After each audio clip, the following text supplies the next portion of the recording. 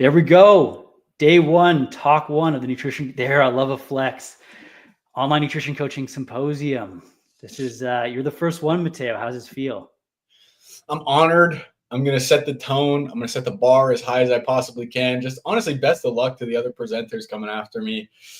Like, good luck, guys. I don't know how you're going to stand up to this. But for real, thanks for having me. I'm stoked. I'm so pumped to have you here. I think the biggest thing being, what caught my eye about you as a coach and a content creator and a business owner is that everything you do is so polished and so like engaging, but I know it's helped you grow your business as well. And I wanted to talk about that. I don't think I've ever seen a coach grow so fast on social media while balancing the client side of things in terms of like actually using it to grow their business and get clients. So how have you found success? Yeah. What do you think it is? What do you think the secret sauce here? Honestly, Mark, I think a lot of coaches and nutrition pros are going about social media in a really backwards way.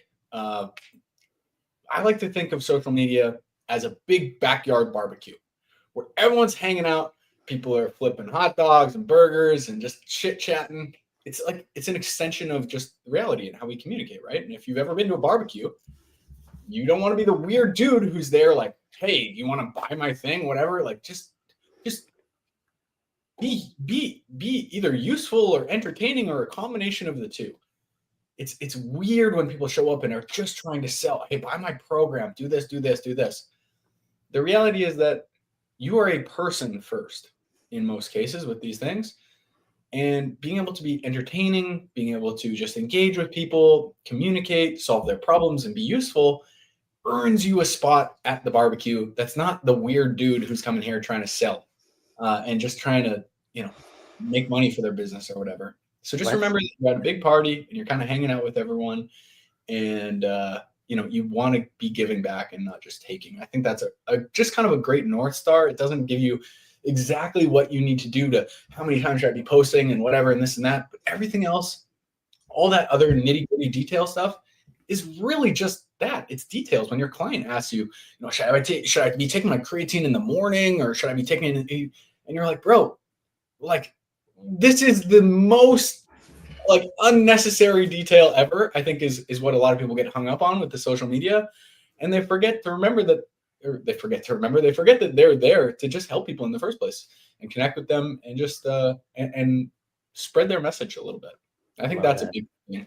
I love that. I love, first of all, BBQ Analogy. Perfect. I love the just thinking about it that way, because I think it is really helpful. Because I think a lot of times we think we're stuck wondering like, who are these people? Like, how do I interact? What does it look like? How do I show up in those type of scenarios? And I think the BBQ Analogy is like, just be social and be a real person, and it'll all work out. With that being said, continue on with the BBQ Analogy. What are some of the things that you can do to create the perfect barbecue backyard party? Like, what are the ingredients around like the things you can do? Because I know you create content that engages people, gets them raising their hand that they have a problem that you can solve. Like, what are the things that are like, you talked about in the past, some of our past conversations about like proven frameworks around creating stuff. So like, how do you think about that in terms of creating the best party you can? Nice. Yeah, that's awesome.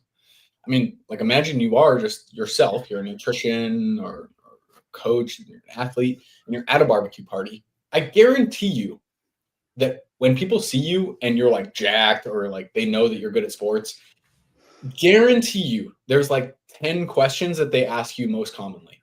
There's like a disproportionate amount of your conversation will be centered around, wow, you must go to the gym a lot, or like, man, you must eat really healthy, or like a few kind of main topics where if people were to ask you for advice, they'd probably come to you for those specific things. And the same thing is true in the big unlimited barbecue party on the internet. There are a few topics that garner a disproportionate amount of attention on the internet. And if you can speak to those topics and bring your unique standpoint and view and opinion about it, you're going to be rewarded by the social media algorithms because they know that people are interested in those topics. So if you can speak to things that people are interested in, you'll do better. And ultimately, the easiest way I think to find these are, number one, look at your own interests. If you are really into powerlifting, or you're really into bodybuilding, or cycling or rowing, I bet you anything there's like a few things that you've maybe struggled with or learned in the past, and you can look at those things and be like, what are some of these like really fundamental questions that all beginner rowers ask, or all beginner powerlifters want to know? They all do the same program. Great. That's probably something worth making a video about. Look through your YouTube feed. Look at your watch history and what's being served to you on YouTube or on Instagram. I bet you anything, at least one of the videos you see on your feed when you open it up in the morning is about a topic that would just absolutely crush for you. It's just about being able to look at it through the lens of not just the person viewing content, but as a person who's like, well, I'm here to help people. What are people interested in? Oh, damn, that's interesting. Screenshot it or watch the video. And you might find like, damn, you know what, this is a topic that a lot of people are really interested in. And maybe there's a unique perspective or experience that I can bring to the table to help people understand it even better or move themselves forward. That's kind of how I like to think about the ingredients. Yeah, the proven framework, the ingredients, right? There are topics that people like. I like that. I think, okay, so if I'm a coach that's getting this stuff started and I'm like, okay, I have an idea of like these topics and ideas, how do I overcome the feeling of thinking, well, this has already been spoken about before? And like, what am I like, why would I do something that's already been done? Like, I know you've overcome that, and I personally have, but like if a coach is like, well, I'm just repeating the same stuff everyone else is, like, how do you get past that? Yeah, 100%. That is a really good question. And that is honestly something I still struggle with. And I don't think it's ever something, like I literally said today, my girlfriend was like, hey, we should probably do a video about this, this, and this. And I was like, man, that has been done to death. Like, yeah, that is a tough thing to come to terms with. But I think ultimately you have to realize that your job is to help people understand what it is they need to know to get themselves where they want to go. And like every personal trainer and coach I know is willing to die on the cross of, I just want to help people. I just want to help. And they're like, it comes at the expense of them even making money sometimes. They're like, no, I'll do it for free. I just want to help people. Cool. If you really do want to help people, you have to be willing to cover topics that have been covered in your unique way so that they might land for somebody who wouldn't have otherwise understood it. I have people jump into coaching programs or talk to me on Zoom or whatever all the time who are like, look, man, I love your videos. I've followed so-and-so, so-and-so, and so-and-so in the fitness space, and I love their stuff too. And they're definitely right, but there's just a way that you explain things that helps me understand it. And I'm not saying that I'm better. I'm certainly less educated. I'm certainly not as funny, good looking, shredded as a lot of other fitness pros. But my goofy shit and the way I explain stuff sometimes for some people is just like, that's exactly how I needed it to be said to me. And they have this light bulb moment go off. So just don't underestimate your unique perspective and flair. And honestly, even just the way you talk. Sometimes people just don't want to be lectured in an academic way. And if you come off as, fun and conversational, that might be exactly what they need to get started on their thing. So by avoiding repeating the message because you're saying it in, even though you're saying it in a different font, you're robbing people of what they could otherwise have. So throw your hat in the ring. I guarantee you there's something you bring to the table that other people just can't. Amazing. Can I pump your tires for a second? Hey, let's do it, man. Let's do it. Well, you had mentioned all the things that like maybe you're not like, you're not the smartest or the most shredded or the funniest or that kind of thing. But I think first of all, I disagree with all those. Number two, I do think what you do an exceptional job at is like you do make things fun is the biggest thing, right? We talked about like you have many chat automations or at least like keyword automations around like comment this on this with the word gabagool. And like no one else is saying like comment gabagool down below. And I think automatically someone's like, as they do that, they must feel like, what am I getting myself into here? Like, what am I in for? Kind of thing. So how do you have fun with it like that? And do you feel like that has been paying off for you? Yeah, 100%, man. I think there's something for everyone out there. There is a barbecue party out there for folks who like vegan sausages. There's a barbecue party out there for the guys who like their ribeyes. And I think just leaning into a bit more of what makes you unique within the framework of still being helpful and engaging and all that stuff is such a huge difference maker. I'm not going to say to everyone watching this, hey, you're a nutrition coach, you're a personal trainer, just go be yourself on the internet and people will love it. No, they fucking won't. Not because you're boring or you're whatever, but because there still has to be something in it for them. They still have to be getting helped. They still have to be, getting their problem solved or feeling heard. But if you can do that in a way that's uniquely you, you immediately become in a category of one. And I like the show The Sopranos, and that's why I was literally just I was making this I was making that reel, and I was like, damn, you know what? Let's make the keyword gabagool. And a lot of people read that and just be like, that is so goofy. Like, honestly, I don't even need this calorie calculator or protein guide or whatever, but like I like this guy all of a sudden because they like the show too. And I've heard from people in other spaces too, nutrition, sports training stuff. People are like, they talk about being left-handed, and it's not like they center their whole content around it or whatever, but they just mention it a couple times, or the fact that they have all boys children instead of, whatever. And all of a sudden, every boy mom is like, I'm so endeared. I'm like, this person gets me. Oh, I'm left-handed too. All of a sudden, they just, it's a relationship like any other. Just because it's through the camera or over YouTube in this digital barbecue party doesn't mean it's a different relationship fundamentally. And I think the more you can deepen that relationship, the better. And honestly, like the gabagool thing and all this fun, goofy stuff, it's not something you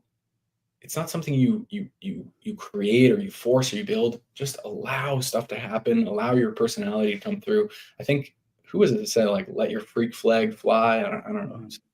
It's kind of the idea, right? No, it's totally the idea. I think that makes a lot of sense. I think you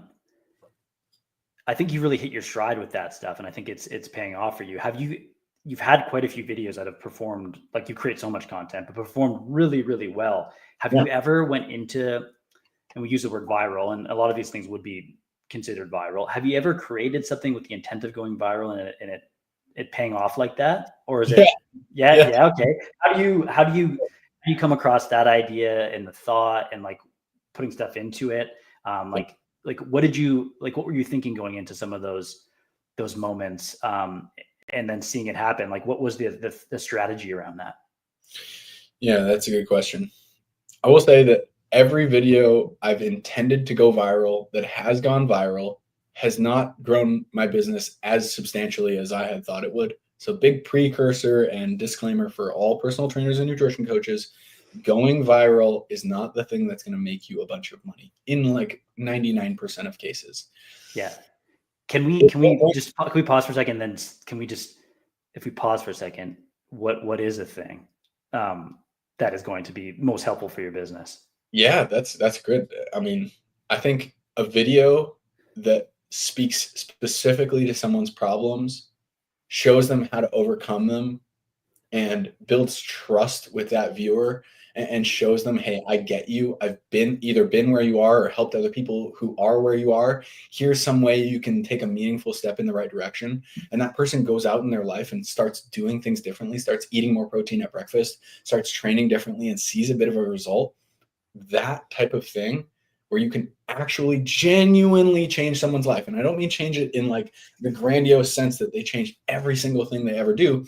But if every time, Mark, I go to have cereal in the morning, I think of you and I put, protein shake in there instead of just regular milk, that changed my world in a small but meaningful way. And you're just kind of occupying a bit of mental real estate in a positive way for me. And so I trust you more. And whenever I do decide that, hey, you know what, this guy Mark is right, like I probably should be eating more protein, I do need to get this stuff in check, you're going to be the first guy I come to for help. So I love it. So it's just like helpful stuff and trying to stay top of mind is like you're playing the long game with that. 100%, man. Who said that? Someone said like the best, this is you with the nutrition audit stuff. By the way, nutrition coach, personal trainer, you got to look at Mark's nutrition audit thing from Passion to Profit, his book. Basically, the idea is that the best way to show someone that you can help them is to help them. Don't try and convince them. Don't show them like this list of reasons why you could help and look at my credentials. Well, no, just get them a result. Like that's I think a big thing a lot of folks miss, especially in the fitness and the health space, where a lot of our maybe self-worth or ideas around what a successful coach or trainer is tied to certifications or qualifications. When in reality, I know a lot of trainers who are completely unqualified, let's say, kind of just disorganized or whatever, but they really get people amazing results. And conversely, on the other side of the spectrum, I know folks who are ultra educated, PhD folks, who just can't quite connect with the person on the other side and actually get them moving the needle and helping them in a meaningful way. Yeah, I think the biggest lesson I had to learn and why I created some of those things was like, I got to stop telling people what they need to do. And just if I can show them and they can build some momentum around what actually works, they're going to see me as the person that has the path to results, right? They're going to see me as like, this is the next step. This is just a logical next step. 100%. Yeah. And I Yeah. think a lot of coaches are so scared to, maybe paywall or gatekeep a lot of what they have. And they think, oh, I got to be selling my workout programs. I can't be giving this away for free. Why? Help people, get them into the gym, help them figure out what they should be doing with their workouts, help them give them guidance with their nutrition, what they should be doing with their meals. When they do that, I guarantee you there is no amount of information you can put out there that will solve every problem for every person on the planet with all their individualized needs. People are always going to want more help. They're always going to want it. Like, I'm putting together this video right now, Mark. It's like 15,000 words. It's going to be like an hour long. Basically, everything you need to know about, losing fat and building muscle. And I guarantee you it's going to bring us a ton of clients.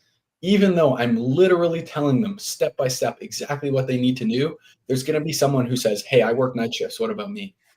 Hey, I'm, vegetarian. What about me? Or like, I have this elbow injury. What should I do about my, there's always going to be people who need a little bit more help with things, and they're going to come to you for it.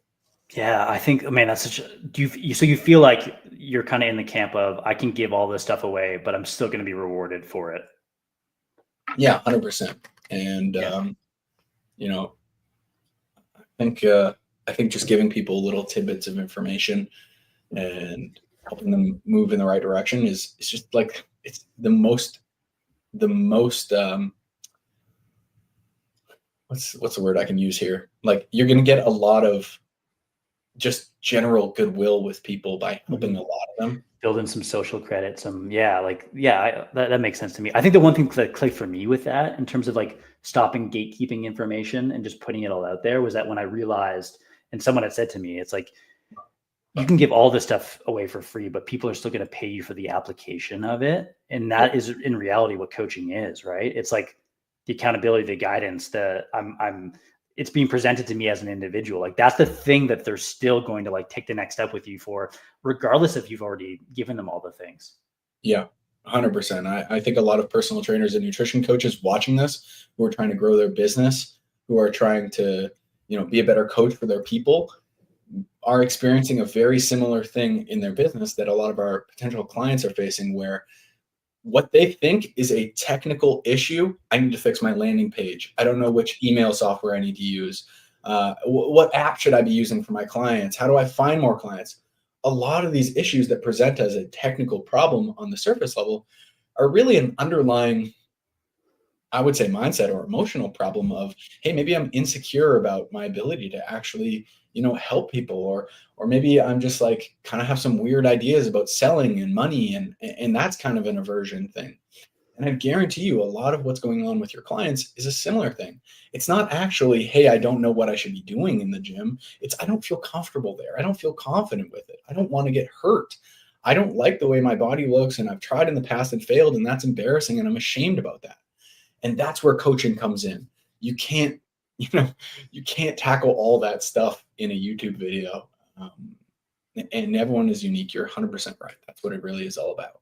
Amazing. Okay. So, I mean, for anyone watching this, if you haven't checked out Matteo's stuff yet, there's going to be a link to his YouTube channel as well as Instagram. It sounds like he's got a monster video coming out that could not only help you as a coach, but maybe like you're looking for some help as well. You're going to have to check that out. With that being said, though, how do we go viral? Tell us. Okay, how do you go viral? Tell us your secrets. I know I cut you off and we went on a big tangent, but like going back to that, even if it's not a huge thing for our business, those views, we want them. Tell us about how we get them. Okay, cool. I think on short form content, when it comes to like Instagram, TikTok, you name it, relatability is like the number one predictor, I think, of how viral something is going to go. How well is it going to get shared? Um, and whether you come up with that idea yourself or you find an idea that's already performing really well, a joke, a framework, a format, and then slot your own personality and ideas into that framework, as long as it's something that a lot of people are going to share, it's going to do super well. One I did, for example, is um, there was a joke going around for a while. It was like a guy laying in bed with his eyes closed, and it was like, you know, I wanted to skip the gym today, but then I remembered that, my height starts with a 5. And he's like, oh, fuck it. He wakes up out of bed and he's like, I got to go to the gym, right?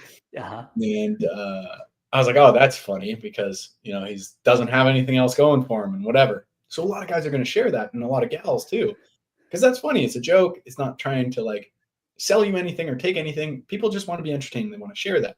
Mm-hmm. And I was like, oh, you know what else? I'm losing my hair. That's kind of funny. That's kind of goofy. I can make a self-deprecating joke out of this. So it was me in the car, and I was just sitting there, and it was like, I wanted to skip the gym today. Then I remembered that I'm going bald, and it was me like opening the door, like, fuck, fine, I'll go to the gym, right? Uh-huh. So I guarantee you there are, and like I've seen a guy too on Instagram lately, he's taken that same joke. He's like, I wanted to skip the gym today, but I remembered my wife's gonna be wearing yoga pants this summer, and I gotta be like the head of security or something like that, right?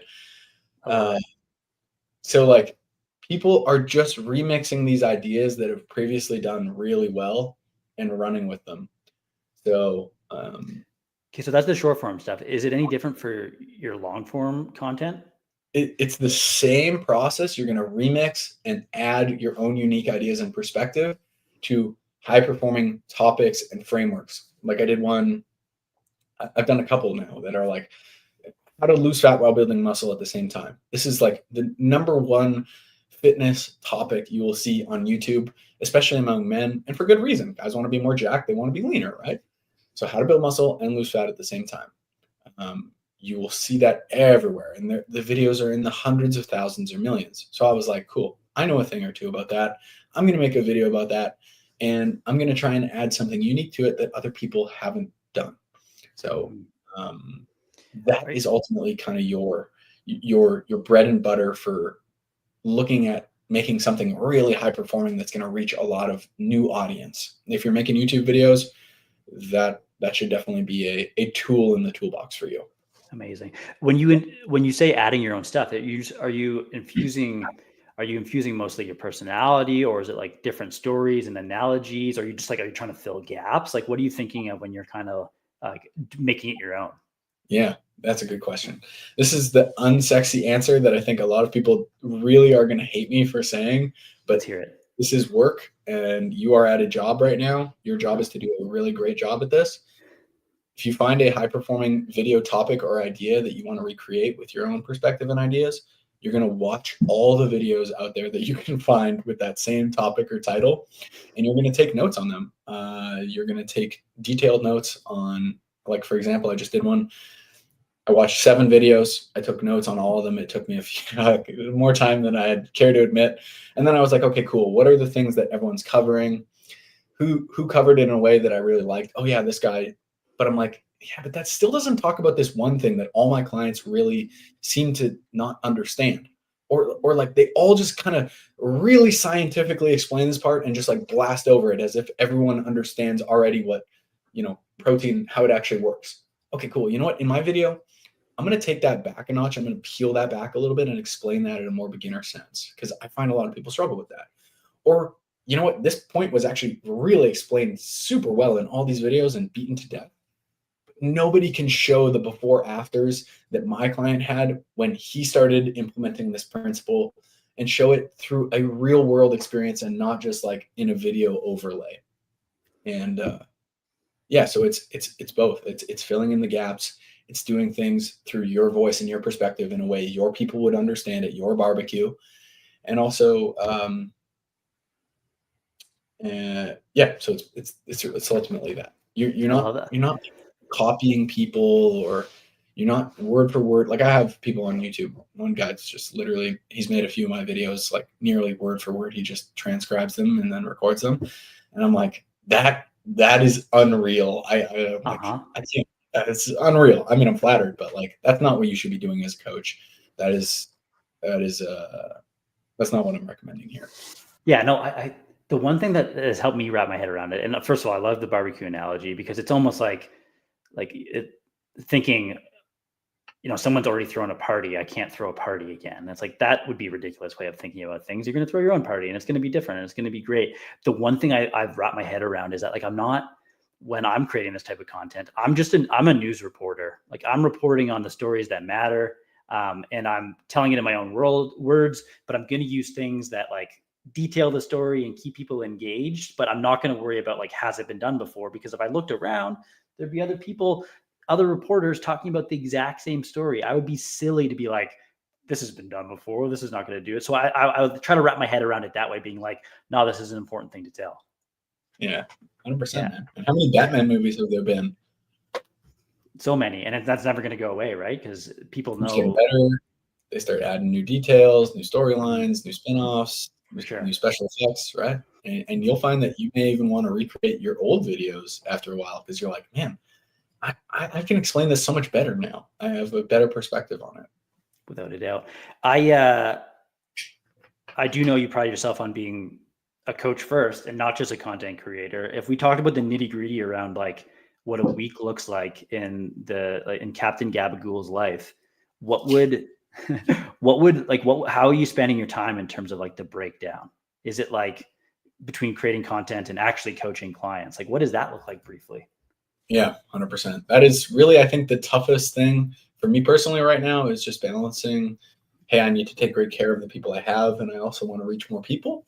Mm-hmm. But I started using this app. I recommend a lot of coaches use it. It's called Toggle, like the word toggle without an E, and it just tracks my time. I just click like start when I start writing a newsletter, or I start coaching clients, or I start writing YouTube scripts. And I just pulled it up here on my other desktop, and it looks like I basically coach for like 3.5 hours or 3 hours.